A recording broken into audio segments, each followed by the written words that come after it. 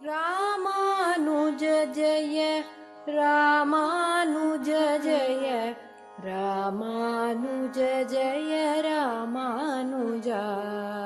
ஸ்ரீமதே ராமானுஜாய நமஹ. ஆஸ்திக அன்பர்கள் எல்லாருக்கும் நமஸ்காரம். நம்ம பாரத தேசத்துல ஏன் உலகத்திலேயே கூட ரொம்ப பெரிய ஒரு காவியம்னா அது மகாபாரதம் தான். ராமாயணம்னு எடுத்துட்டா ஒரு 24,000 ஸ்லோகம் இருக்கு, 6 காண்டம் இருக்கு. முக்கியமா ஒரு 14 பேர் இல்ல ஒரு 30-70 பேர் முக்கியமான கேரக்டரா இருப்பார். நிறைய கேரக்டர் இருந்தாலும் அதிகபட்சம் ஒரு 30-40 பேரை நம்ம தெரிஞ்சுக்கணும். தெரிஞ்சுட்டா ராமாயணம் ஓரளவுக்கு தெரிஞ்சுட்ட மாதிரி இருக்கும். ஆனா மகாபாரதம்னு எடுத்தா 1100-1200 கேரக்டர்களுக்கு மேல இருக்கும். அதுல முக்கியமா தெரிஞ்சுக்க வேண்டிய கேரக்டர்களே ஒரு 100 கணக்கில் இருக்கும். மொத்தம் 1,00,000 ஸ்லோகம். 1,00,000 ஸ்லோகம், ஒரு ஸ்லோகம் 2 வரின்னு போட்டா 2,00,000 வரி இருக்கு அதுல. அதுக்குள்ளேயேதான் பகவத்கீதையும் இருக்கு.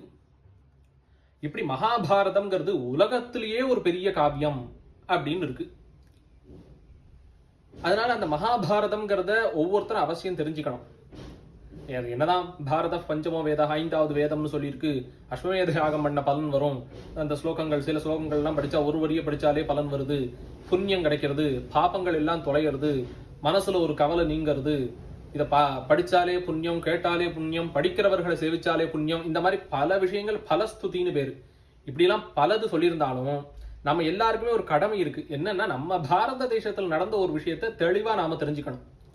அதாவது இப்ப நம்ம ஸ்லோகங்கள் எல்லாத்தையும் படிச்சு வரி வரியா அர்த்தம் சொல்லி இதெல்லாம் எப்ப முடியும் தெரியாது. ஆனா இந்த மகாபாரதத்தில் இருக்கிற அந்த கதாபாகத்தை மட்டும் எல்லாரும் தெரிஞ்சுக்கிற மாதிரி ஒரு நாளைக்கு ஒரு 8 நிமிஷம், ஒரு வீடியோவுக்கு ஒரு டெய்லி போட்டு சொல்ல முடியுமான்னு தெரியல, ஒரு வீடியோவுக்கு ஒரு 8 நிமிஷம் எடுத்துட்டு வாரத்துல ஒரு 2-3 வீடியோவாவது நம்ம சேனல்ல போடலாம்னு இருக்கோம்.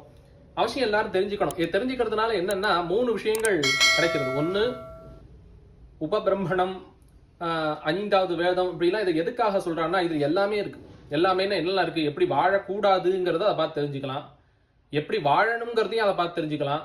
எப்பேற்பட்டவர்களா இருந்தாலும் அவர்கள் ஒரு தப்பு செஞ்சிட்டார்கள்னா அவர்களுக்கே இப்படிப்பட்ட ஒரு நிலைமை வந்துருத்து பாரு, இத்தனை பிராயச்சித்தங்களை அனுஷ்டிச்சு அவர்களே என்னென்ன பண்ண, அதாவது தப்பு பண்ணினவனை பத்தி, எது தப்புங்கிறது, தப்பு பண்ணக்கூடாதுங்கிறது, எது சரிங்கிறது, தப்பு பண்ணினவனுடைய நிலைமை, தப்பு பண்ணினவன் எப்படி அதற்குண்டான கழுவாய், பிராயச்சித்தம்னு சொல்லக்கூடிய கழுவாயை அனுஷ்டிச்சு எப்படி திருப்பி மீண்டு வந்தான், இப்படிங்கிற மாதிரி இன்னைக்கு வாழ்க்கைக்கு தேவையான எல்லா விஷயம். இன்னைக்கு கண்டிப்பா ஒரு 7-8 வயசுல இருந்தே எல்லாருக்கும் எல்லா பிரச்சனையும் வருது.